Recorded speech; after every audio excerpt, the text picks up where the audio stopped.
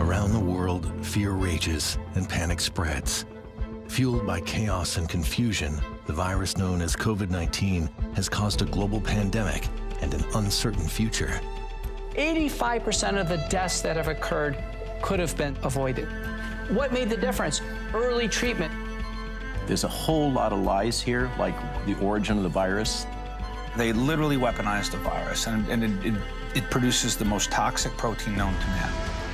It's freedom, not feardom. So I've always known, I said this is a medical issue, but it's a constitutional crisis.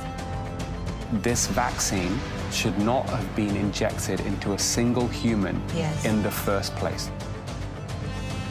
I can't think of a more important right to fight for right now in America. Because if there's a medical product you don't want to receive and you refuse it, and you can't get a job without it, then you don't have any rights.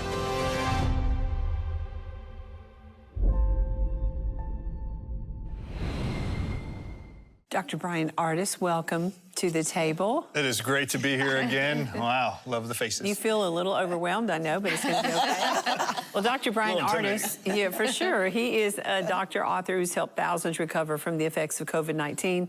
He's here to reveal the origins of the virus, uncover the hidden truths behind potential cures, and explore what the future holds for healthcare. Okay, so what made you write the book, Moving Beyond the COVID-19 Lies? Yeah, actually, I like that question the most first. Thank you. People during the COVID-19 pandemic, Rachel, you mentioned it's been 5 years. For the 4 years almost of COVID-19, I was approached to write a book about remdesivir, uncovering the lies about the efficacy and safety of that drug that murdered millions around the world and responsible for most of the deaths they called COVID-19. But I always told them no during the pandemic because there was so much lies being perpetrated and then propagandized through the media about COVID, just to scare the crap out of everybody to go get a COVID-19 vaccine. So I couldn't step away for months to go write a book. I thought that was weird. So I waited until Joe Biden in May of 2023 decided that COVID no longer was a threat on a national scale and dismissed the national emergency. Then I learned in the beginning of 2024 that our United States government created a document after surveying medical doctors and scientists around the world, and they published a document titled Long-Term Health Effects of COVID. And they now have designated this a medical diagnosis called long COVID. And do you all know how many symptoms and medical diseases are now called long COVID that your medical health insurance can be billed for under a term called long COVID? Wow. Do you know how many symptoms and diseases there are in this document? 200. Wow. I was going to say 100. My There are goodness. Just go through like maybe 10 of them. Yeah, so let's go through that. So who's all affected too? We'll go through these. Did you know 6% of Americans right now have long COVID? That's 20 million people just in America alone. There's estimates of 300 million worldwide, so I hope this reaches all of you. So COVID-19, the long COVID symptoms, the top 10 are loss of taste and smell for years, ringing in their ears called tinnitus or tinnitus, brain fog or dementia, diabetes is now a long COVID Really? side effect. Did you know that blood clotting disorders are now a published side effect of COVID or long COVID? And did you know that schizophrenia, psychosis, PTSD, and depression are all now published long COVID symptoms that your psychiatrist can bill to your insurance company to get psychiatric drugs prescribed to you for the rest of your life? And what about the nervous system? I know it was affected by a lot of people as well. The nervous system, there's 3 systems in the human body that were affected the most by COVID, now called long COVID. And that is the neurological system, so the brain, spinal cord, nerves. You heard about Guillain-Barré syndrome, people being paralyzed, dementia, ringing in the ears, even you're lost in taste and smell. Or losing the, what is it, on the frozen? Bell's palsy. Bell's palsy. Is where your nerve in your face gets paralyzed. These are all neurological symptoms. But even loss of taste and smell that millions of people still struggle with today, that is a neurological symptom. Right. What about autoimmune? Does that have those? Autoimmune diseases are included in the long COVID scenario. Neuropathy?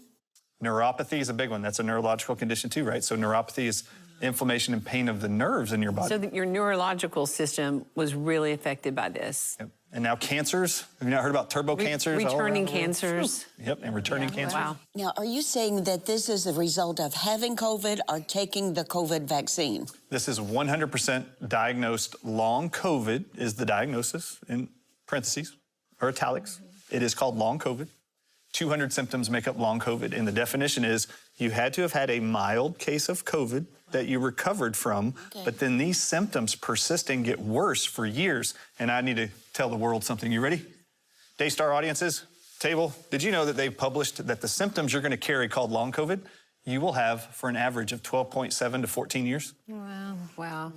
That's why I wrote the book. Okay, so she talked about, you said anyone who's had COVID, but what about people who had COVID but also had the shot? This book addresses both the categories of those who just got COVID, now have long COVID symptoms, or those who were vaccine injured or vaccinated and have symptoms. What are the injuries for the vaccine injured? Is it the same list? Very close to the same list. So myocarditis is heart inflammation and damage. And that's what Dr. Peter McCullough talks about. Big These time. young men who have now the heart of like 60-year-old versus a 20 or 30-year-old. Yeah, myocarditis is demoralizing, and the CDC published, and me and Peter went around the world testifying in Capitol buildings, that the CDC reported that teenage boys were having the highest rates of myocarditis being diagnosed within 7 days of the second Pfizer shot than any other age demographic. The problem with that is Dr. Hinton in England, in their National Health Services, they published a 50% death rate for anybody diagnosed with myocarditis within 5 years. Oh, my. Loving what you see? Then be sure to hit like, leave us a comment, subscribe, and share this video with someone who you know needs this kind of encouragement.